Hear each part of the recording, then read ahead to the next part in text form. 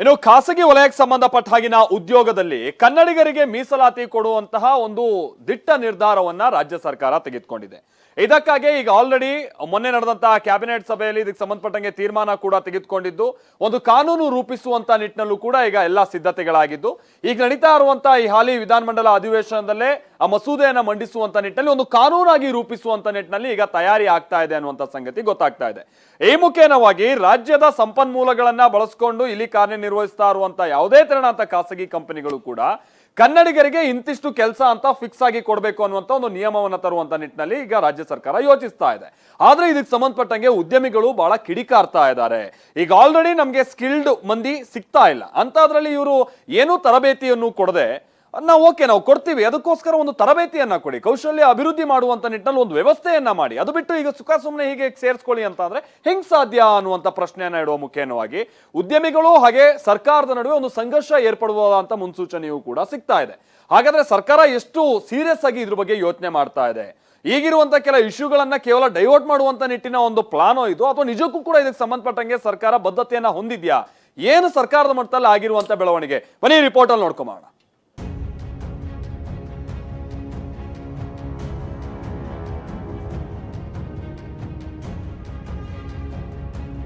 ಕಾಂಗ್ರೆಸ್ ಸರ್ಕಾರ ಕನ್ನಡಿಗರ ಸ್ವಾಭಿಮಾನವನ್ನ ಎತ್ತಿ ಹಿಡಿಬೇಕು ಅಂತೇಳಿ ಅಧಿಕಾರಕ್ಕೆ ಬಂದಿದೆ.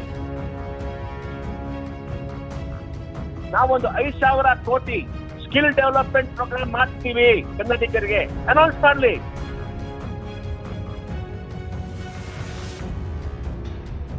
ಸರ್ಕಾರ ದುಡ್ಡು ಕೊಡುತ್ತೆ, ನಿಮ್ಗೆ ಯಾವ ರೀತಿ ಸ್ಕಿಲ್ ಬೇಕೋ ಆ ರೀತಿ ಸ್ಕಿಲ್ಗೆ ನಾವು ದುಡ್ಡು ಕೊಡ್ತೀವಿ. ಬಹುದಿನದ ಬೇಡಿಕೆ, ಬಹುದಿನದ ಕೂಗು, ಕನ್ನಡ ನೆಲದಲ್ಲಿ ಕನ್ನಡಿಗರಿಗೆ ಆದ್ಯತೆ ನೀಡಬೇಕು ಅಂತ ಪ್ರತಿಭಟನೆಗಳು ನಡೆದಿದ್ವು. ಖಾಸಗಿ ಕಂಪನಿಗಳಲ್ಲಿ ಕನ್ನಡಿಗರನ್ನ ಕಡೆಗಣಿಸಿ ಉದ್ಯೋಗ ನೀಡುತ್ತಿರೋದಕ್ಕೆ ತೀವ್ರ ವಿರೋಧ ವ್ಯಕ್ತವಾಗಿತ್ತು. ಜಿಲ್ಲೆಯಲ್ಲೂ ಪ್ರತಿಭಟನೆ ನಡೆಸಲಾಗಿತ್ತು. ಆದ್ರೆ ಇದೀಗ ದಶಕಗಳ ಬೇಡಿಕೆ ಈಡೇರಿಸೋ ಕಾಲ ಹತ್ತಿರ ಬಂದಂತಿದೆ. ಖಾಸಗಿ ಕಂಪನಿಗಳಿಗೆ ಬಿಸಿ ಮುಟ್ಟಿಸೋಕೆ ಸಿಎಂ ಸಿದ್ದರಾಮಯ್ಯ ಸರ್ಕಾರ ಮುಂದಾಗಿದೆ. ರಾಜ್ಯದ ಸಂಪನ್ಮೂಲಗಳನ್ನ ಬಳಸಿಕೊಂಡು ಕನ್ನಡಿಗರಿಗೆ ಉದ್ಯೋಗ ಕೊಡಲು ಹಿಂದೇಟು ಹಾಕ್ತಾ ಇದ್ದವರಿಗೆ ಸರ್ಕಾರ ಎಚ್ಚರಿಕೆಯ ಸಂದೇಶ ರವಾನಿಸಿದೆ.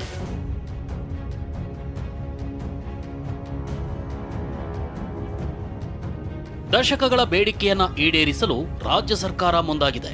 ಸಚಿವ ಸಂಪುಟ ಸಭೆಯಲ್ಲಿ ಕರ್ನಾಟಕ ರಾಜ್ಯ ಉದ್ಯೋಗ ಮಸೂದೆ ಮಂಡನೆಗೆ ಒಪ್ಪಿಗೆ ಸಿಕ್ಕಿದೆ. ಮಹತ್ವದ ಮಸೂದೆಯನ್ನ ಅಧಿವೇಶನದಲ್ಲಿ ಸಿಎಂ ಸಿದ್ದರಾಮಯ್ಯ ಮಂಡಿಸಲಿದ್ದಾರೆ. ಖಾಸಗಿ ಸಂಸ್ಥೆಗಳಲ್ಲಿ ಉದ್ಯೋಗ ನೀಡದಿದ್ರೆ ದಂಡಾಸ್ತ್ರ ಪ್ರಯೋಗಿಸಲು ಸರ್ಕಾರ ಮುಂದಾಗಿದೆ. ನಿಯಮ ಉಲ್ಲಂಘನೆ ಮಾಡಿದ್ರೆ ಕನಿಷ್ಠ 10 ರಿಂದ 25 ಸಾವಿರದವರೆಗೂ ದಂಡ ಹಾಕಲಾಗುತ್ತೆ.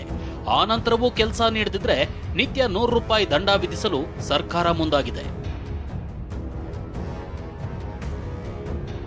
ಇನ್ನು ಈ ಬಗ್ಗೆ ಸಿಎಂ ಸಿದ್ದರಾಮಯ್ಯನವರೇ ಸ್ವತಃ ಟ್ವೀಟ್ ಮೂಲಕ ತಿಳಿಸಿದ್ದಾರೆ. ಕನ್ನಡಿಗರಿಗೆ ಆಡಳಿತಾತ್ಮಕ ಹುದ್ದೆಗಳಿಗೆ 50% ಹಾಗೂ ಆಡಳಿತಾತ್ಮಕವಲ್ಲದ ಹುದ್ದೆಗಳಿಗೆ 75% ಮೀಸಲಾತಿ ನಿಗದಿಪಡಿಸುವ ವಿಧೇಯಕಕ್ಕೆ ಸೋಮವಾರ ನಡೆದ ಸಚಿವ ಸಂಪುಟ ಸಭೆಯಲ್ಲಿ ಒಪ್ಪಿಗೆ ನೀಡಿದ್ದೀವಿ ಅಂದಿದ್ದಾರೆ.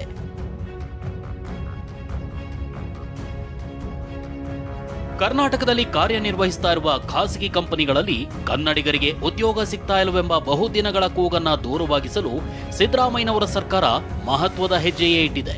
ಇದಕ್ಕಾಗಿ 2 ಮಸೂದೆಗಳನ್ನ ರೂಪಿಸಲಾಗಿದ್ದು, ಅವೆರಡಕ್ಕೂ ನಿನ್ನೆ ನಡೆದ ಸಿಎಂ ಸಿದ್ದರಾಮಯ್ಯ ನೇತೃತ್ವದ ಸಚಿವ ಸಂಪುಟದಲ್ಲಿ ಒಪ್ಪಿಗೆ ನೀಡಲಾಗಿದೆ.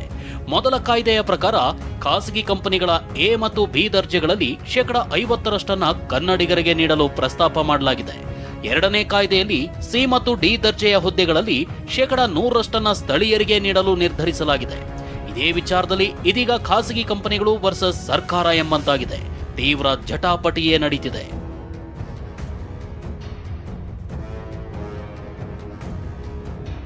ಯಾವಾಗ ಸರ್ಕಾರ ಇಂಥದ್ದೊಂದು ನಿರ್ಧಾರ ತೆಗೆದುಕೊಳ್ಳೋಕೆ ಮುಂದಾಗುತ್ತೆ ಅಂತ ಗೊತ್ತಾಯ್ತೋ ಉದ್ಯಮಿಗಳು, ಖಾಸಗಿ ಕಂಪನಿಯ ಮಾಲೀಕರು ಸಿಡಿದೆದ್ದಿದ್ದಾರೆ. TV9 ಜೊತೆ ಎಕ್ಸ್ಕ್ಲೂಸಿವ್ ಆಗಿ ಮಾತನಾಡಿರೋ ಉದ್ಯಮಿ ಮೋಹನ್ ದಾಸ್ ಪೈ, ಸರ್ಕಾರ ಮೊದಲು ಒಳ್ಳೆಯ ಶಿಕ್ಷಣ ಕೊಡಬೇಕು, ಸ್ಕಿಲ್ ಡೆವಲಪ್ಮೆಂಟ್ ಮಾಡ್ತೀವಿ ಅಂತ ಘೋಷಣೆ ಮಾಡಲಿ, ಯಾರಿಗೆ ಶಿಕ್ಷಣ ಸಿಗುತ್ತೋ ಅವರಿಗೆ ಉದ್ಯೋಗ ಸಿಗುತ್ತೆ, ಸರ್ಕಾರ ಕರ್ನಾಟಕದ ಹೆಸರು ಕೆಡಿಸ್ತಿದೆ ಅಂದ್ರು. ಈ ಬಿಲ್ ಮೇಲೆ ತಗೊಂಡ್ಬಾರ್ದು, ತಗೊಂಡ್ರೆ ಯಾರು ಬರಲ್ಲ, ಕರ್ನಾಟಕ ಎಲ್ಲ ಜನರು ಹೋಗ್ತಾರೆ. ಬಹಳ ಕೋಪ ಇದೆ ಎಂಪ್ಲಾಯೀಸ್ ಮೇಲೆ. ನಮ್ ಬೆಂಗಳೂರೆಲ್ಲ ಹಾಳು ಮಾಡ್ಬಿಟ್ಟಿದ್ದಾರೆ, ಇನ್ಫ್ರಾಸ್ಟ್ರಕ್ಚರ್ ಇನ್ವೆಸ್ಟ್ಮೆಂಟ್ ಇಲ್ಲ, ಟ್ರಾಫಿಕ್ ಪ್ರಾಬ್ಲಮ್ ಎಲ್ಲ ಇದೆ. ಇವಾಗ ಈ ತರ ಮಾಡೋದೆಲ್ಲ ಸರಿಯಲ್ಲ. ಸರ್ಕಾರ ಹೇಳ್ಬೇಕು, ನಾವೊಂದು 5,000 ಕೋಟಿ ಸ್ಕಿಲ್ ಡೆವಲಪ್ಮೆಂಟ್ ಪ್ರೋಗ್ರಾಮ್ ಮಾಡ್ತೀವಿ ಕನ್ನಡಿಗರಿಗೆ ಅನೌನ್ಸ್ ಮಾಡ್ಲಿ. ಯಾಕೆ ಮಾಡಲ್ಲ? ನಾವೊಂದು 2,000 ಕೋಟಿ ಸ್ಕಾಲರ್ಶಿಪ್ ಕೊಡ್ತೀವಿ ಕನ್ನಡಿಗರಿಗೆ ಶಿಕ್ಷಣ ಮಾಡಕ್ಕೆ ಅನೌನ್ಸ್ ಮಾಡ್ಲಿ. ಉದ್ಯಮಿ ಮೋಹನ್ ದಾಸ್ ಪೈ ಹೇಳಿಕೆಗೆ ಕಾರ್ಮಿಕ ಸಚಿವ ಸಂತೋಷ್ ಕೌಂಟರ್ ಅಟ್ಯಾಕ್ ಮಾಡಿದ್ರು. ಉದ್ಯಮಿಗಳ ಸಲಹೆಯನ್ನ ನಾವು ಸ್ವೀಕಾರ ಮಾಡ್ತೀವಿ, ಮೆರಿಟ್ ಇಲ್ಲ ಅಂತೀರಿ, ನೀವು ಹೇಳದಂತೆಯೇ ತರಬೇತಿ ಕೊಡೋಣ, ನೀವು ನಮ್ ಜೊತೆ ಬನ್ನಿ ಅಂತ ಸವಾಲು ಹಾಕಿದ್ರು. ನಾನು ಒಂದು ಸೆಕ್ಷನ್ ಆಫ್ ನಮ್ಮ ಕರ್ನಾಟಕದ ಏನು ಯೂತ್ ಇದೆ, ಫೋರ್ಸ್ ಇದೆ, ಅದ್ರ ಬಗ್ಗೆನೂ ನಾನು ಪ್ರಶ್ನೆ ಮಾಡ್ತಾ ಇದ್ದೀನಿ. ನೀವು ನಮ್ಮವರಿಗೆ ಒಂದು ಅವಕಾಶ ಕೊಡಿ ಅಂತಕ್ಕಂಥದ್ದು. ಇದರಿಂದ ಅವಕಾಶ ಕೊಟ್ಟು ನಿಮಗೆ ನುಕ್ಸಾನ ಆಗುತ್ತಾ? ಆಯಿತು, ನೀವು ಮೆರಿಟ್ ಇಲ್ಲ ಅಂತ ಹೇಳ್ತೀರಿ. ಆಸ್ ಇಂಡಸ್ಟ್ರಿ ನೀವು ಬರ್ರಿ, ಟ್ರೈನಿಂಗ್ ಮಾಡೋಣ. ನೀವು ಬಂದು ಅವಕಾಶ ಕೊಡಿ. ನೀವೆಲ್ಲ ಇಂಡಸ್ಟ್ರಿಯವರು, ಯಾರು ಪೈ ಅವರು, ಕಿರಣ್ ಮಜುಮ್ದಾರ್ ಅವರು, ನೀವೆಲ್ಲ ಇಂಡಸ್ಟ್ರಿ ಒಟ್ಟಿಗೆ ಬನ್ನಿ, ಇನ್ಕ್ಯುಬೇಷನ್ ಸೆಂಟರ್ ಹಾಕ್ರಿ. ಸರ್ಕಾರ ದುಡ್ಡು ಕೊಡುತ್ತೆ. ನಿಮಗೆ ಯಾವ ರೀತಿ ಸ್ಕಿಲ್ ಬೇಕೋ ಆ ರೀತಿ ಸ್ಕಿಲ್ಲಿಗೆ ನಾವು ದುಡ್ಡು ಕೊಡ್ತೀವಿ. ನಮ್ಮ ಯಂಗರ್ ಜನರೇಷನ್ ಕೂಡ ಇದೆ, ಆ ಜನರೇಷನ್ ಜೊತೆ ನೀವು ಸ್ಕಿಲ್ ಮಾಡ್ಕೊಳ್ಳಿ, ಮುಂದೆ ಅವರಿಗೆ ಕೆಲಸ ಕೊಡಿ. ಉದ್ಯಮಿ ಮೋಹನ್ ದಾಸ್ ಪೈ ಆಕ್ರೋಶ ಇಷ್ಟಕ್ಕೆ ನಿಲ್ಲಿಲ್ಲ. ನಾನು ಕನ್ನಡಿಗ, ನನಗೆ ಜಾಸ್ತಿ ಓದೋಕೆ ಬರೆಯೋಕ್ ಬರೋದಿಲ್ಲ, ಹಾಗಾದ್ರೆ ನಾನು ಕ್ವಾಲಿಫೈ ಆಗೋದಿಲ್ವಾ? ಸರ್ಕಾರಕ್ಕೇನಾದ್ರೂ ಬುದ್ಧಿಗಿದ್ದಿ ಇದೆಯಾ ಅಂದ್ರು.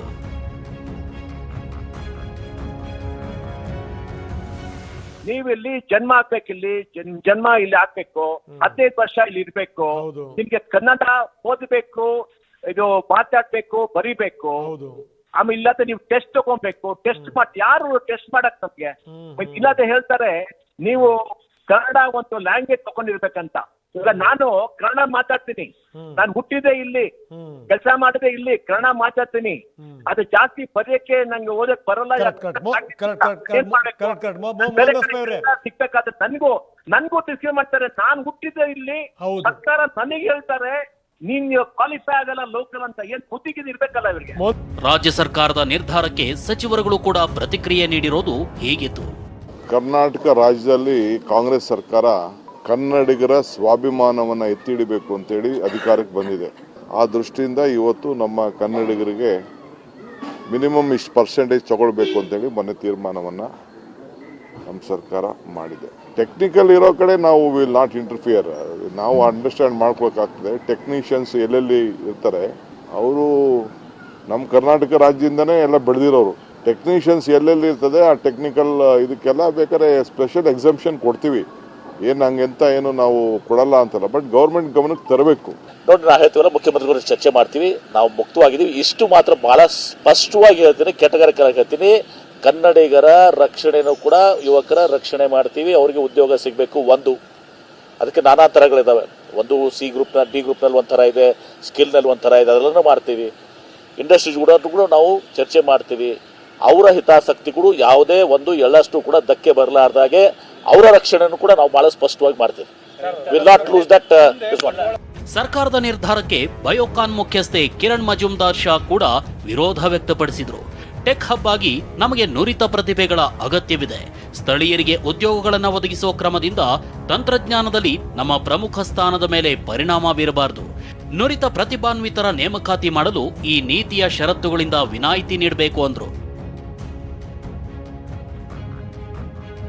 ಹಾಗಾದ್ರೆ ವಿಧೇಯಕದಲ್ಲಿ ಏನಿದೆ ಅನ್ನೋದನ್ನ ನೋಡೋದಾದ್ರೆ, ಖಾಸಗಿ ಸಂಸ್ಥೆಗಳು ಆಡಳಿತಾತ್ಮಕ ಹುದ್ದೆಗಳಾದ ಸೂಪರ್ವೈಸರ್, ವ್ಯವಸ್ಥಾಪಕ, ಟೆಕ್ನಿಕಲ್, ಆಡಳಿತಾತ್ಮಕ ಹುದ್ದೆ, ಉನ್ನತ ಹುದ್ದೆಗಳಲ್ಲಿ 50% ಉದ್ಯೋಗ ಕನ್ನಡಿಗರಿಗೆ ಕಡ್ಡಾಯವಾಗಿ ಮೀಸಲಿಡಬೇಕು.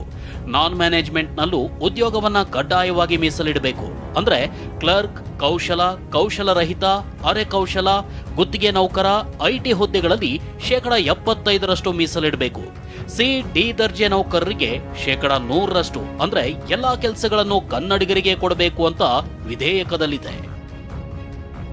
ಹಾಗಾದ್ರೆ ಉದ್ಯೋಗ ಪಡೆಯಲು ಏನೇನು ಅರ್ಹತೆ ಇರಬೇಕು ಅನ್ನೋದನ್ನೇ ತೋರಿಸ್ತೀವಿ ನೋಡಿ. ಕರ್ನಾಟಕದಲ್ಲಿ ಹುಟ್ಟಿದವರು ಉದ್ಯೋಗ ಪಡೆಯಲು ಅರ್ಹರಾಗ್ತಾರೆ. ರಾಜ್ಯದಲ್ಲಿ ಕಳೆದ 15 ವರ್ಷಗಳಿಂದ ವಾಸ ಮಾಡ್ತಾ ಇರಬೇಕು. ಕನ್ನಡ ಓದಲು, ಬರೆಯಲು ಹಾಗೂ ಮಾತನಾಡಲು ಬರಬೇಕು. ನೋಡಲ್ ಏಜೆನ್ಸಿ ನಡೆಸೋ ಪರೀಕ್ಷೆಯಲ್ಲಿ ಪಾಸ್ ಆಗಿರಬೇಕು. ಕನ್ನಡ ಭಾಷಾ ಪರೀಕ್ಷೆಗಳಲ್ಲಿ ಉತ್ತೀರ್ಣರಾಗುವವರು ಖಾಸಗಿ ಸಂಸ್ಥೆಗಳಲ್ಲಿ ಮೀಸಲಿಡುವ ಕಡ್ಡಾಯ ಕೆಲಸಗಳನ್ನು ಪಡೆಯಬಹುದಾಗಿದೆ. ಒಟ್ಟಾರೆಯಾಗಿ ಕನ್ನಡಿಗರ ವಿಚಾರದಲ್ಲಿ ಉದ್ಯೋಗದ ಬಗ್ಗೆ ಸಿಎಂ ಸಿದ್ದರಾಮಯ್ಯ ಸರ್ಕಾರ ಮಹತ್ವದ ನಿರ್ಧಾರ ತೆಗೆದುಕೊಳ್ಳೋಕೆ ಮುಂದಾಗಿದೆ. ಆದರೆ ಕಾಯ್ದೆ ಜಾರಿಯಾಗುತ್ತಾ? ಮುಂದಿರೋ ಸವಾಲುಗಳೇನು ಅನ್ನೋದೇ ಇದೀಗ ಯಕ್ಷ ಪ್ರಶ್ನೆಯಾಗುಳಿದಿದೆ. Bureau report, TV9.